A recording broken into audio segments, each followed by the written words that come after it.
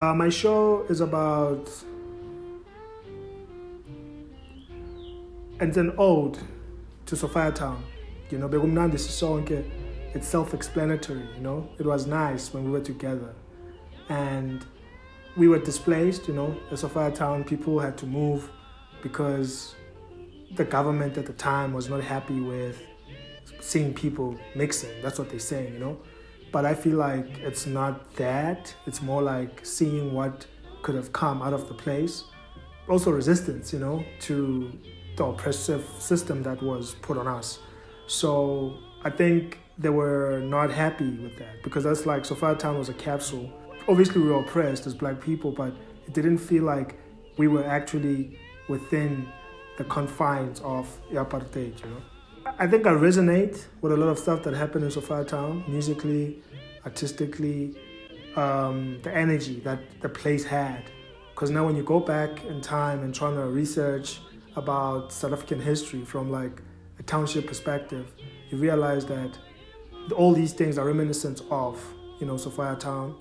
And also it borrowed from other townships, not to say that it owned everything, but it was like a boiling point. You would go to Sophiatown to be great, So my obsession with Sophiatown is also because I'm from Alex, and Alex, it still have the rust, of apartheid. It still has like the reminiscence of what was there then, now, So whenever I look at that, I look at what could have happened if Sophiatown had remained. Would it have developed to a point where it is unrecognizable, or would it have remained the way it was to be something that we can always have it as a monument, The life that has been imposed to us by the National Party at the time was not the life that a lot of people wanted to live, because it has like a lot of control. They controlled our movement, and as much as there was restrictions in there, but like there was a little bit more breathing and room to move, compared to when you're in Alex.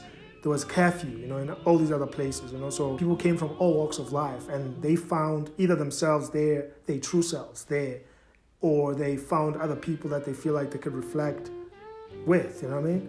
And I think for me, that's like not only one of the things that actually made me start to do research on the place, but it made me just curious, on what could have happened if the place remained, like what was the actual problem that made these people want that place to be demolished? Because I don't think what's in the texts, is actually the truth. It's not that they don't want black people to mix with other races or like with white people or with other, I think the point of it was like they saw the intellectual renaissance that was like bubbling from their place and what it could have done for their plans, could have messed up their plans pretty badly.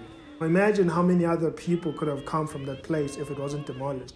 Demolishing it like structurally is one thing, but demolishing the spirit is another thing, So my thing was like, I felt like they demolished the spirit of Sophia, which was like the spirit of a black person.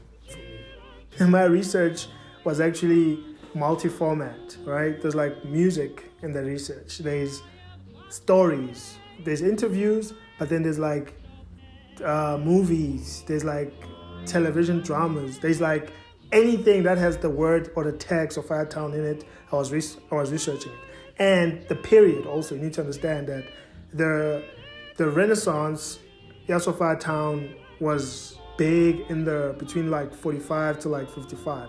So it had 10 years lifespan of like pretty like dope stuff to come out of there.